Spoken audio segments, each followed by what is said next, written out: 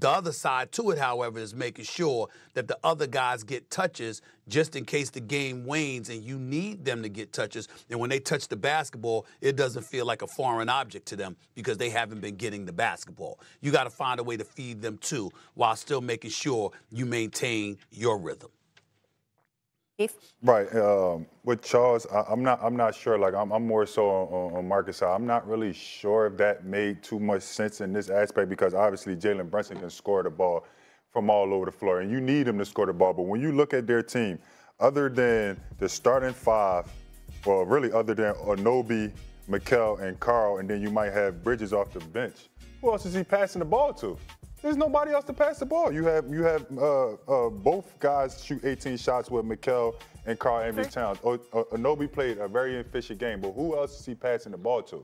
He's been doing this all game. Now I think that once you see how Indiana is playing, you want him to pass the ball because of how good they pass the ball, how much of a team they play. But this is not their identity. Their identity is give Jalen Brunson the ball, give Cat the ball, you guys move out the way, and we're going to run you up and down the court.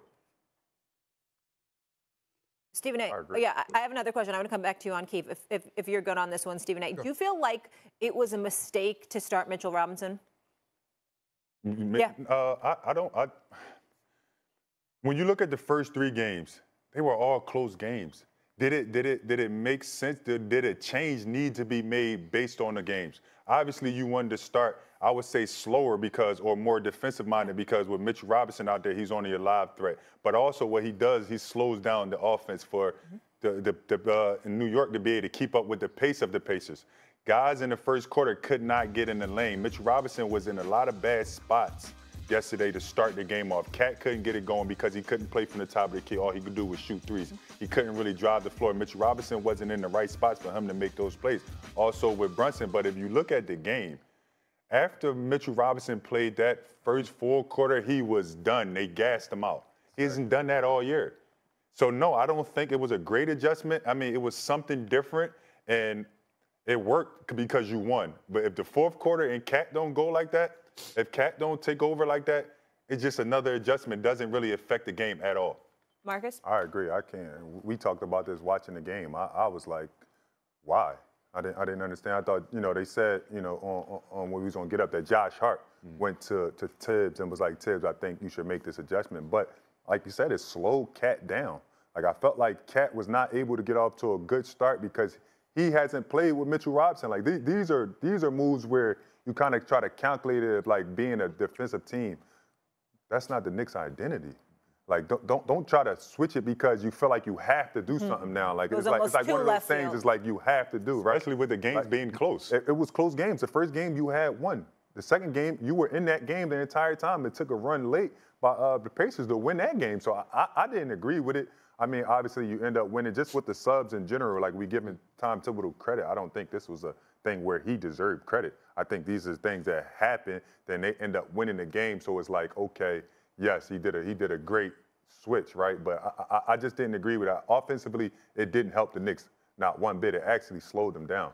S.A., did you like the move? Well, I didn't mind it. I was a bit curious about it, and I don't disagree with my boys here, but I gotta throw this. I mean, y'all are showing y'all Philly roots here just a little bit as opposed to the New York roots because, see, when you in New York, right, you just happy to see Tom Thibodeau make a change. You know what I'm saying? I mean, it's like somebody that wear the same damn outfit all the time. You're like this. Damn, I appreciate you putting on something different. It really, really is. I needed to see you in a different outfit. This is what I'm looking for from Tom Thibodeau, right? So I mean, beggars can't be choosy. I'm happy about that. But let me throw something by the both of y'all that I'm really, really curious to see how y'all think about this.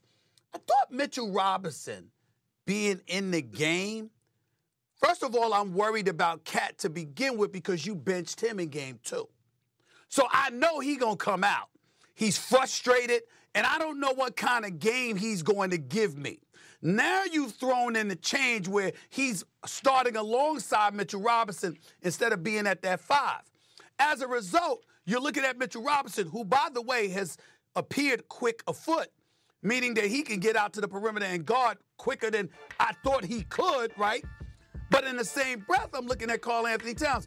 Doesn't that expose him? Because if you got the big boy clog in the middle at times, you know what? You don't have to worry about doing that. So you can't lag. Now you don't have any excuse to get out there, and you're not that quick a foot with your size 21 feet, and you out on the perimeter trying to guard.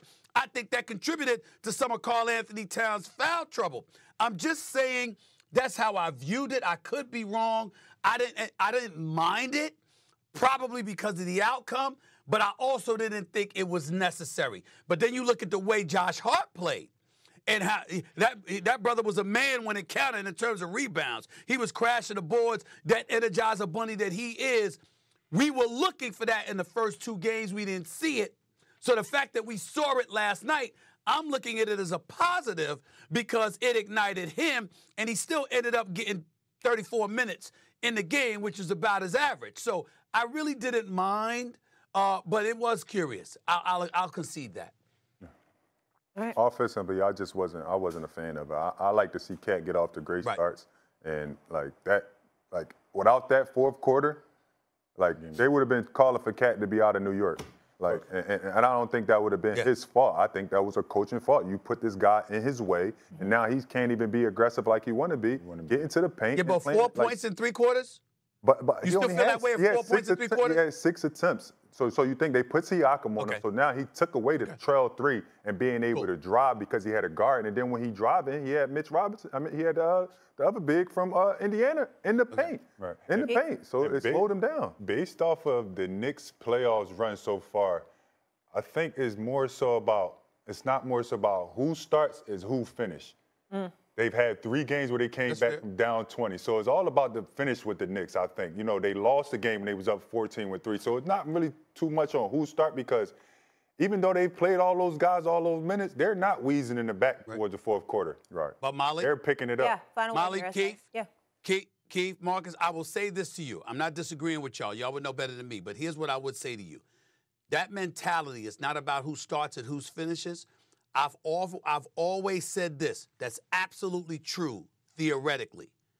But practically speaking, you're absolutely right, but it depends on the player's mentality.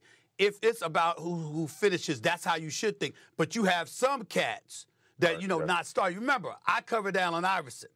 I covered Allen Iverson all them years in Philadelphia. And then when he went to Detroit, y'all know that story just as well as I do. The issue with him not starting, because they wanted Rip Hamilton to potentially come up here. Rip was like, hell no, I'm a champion. I want a championship here. I'll be damned if I'm ever going to the bench. That kind of thing. Being in Memphis, not starting, that kind of thing. Denver, same situation.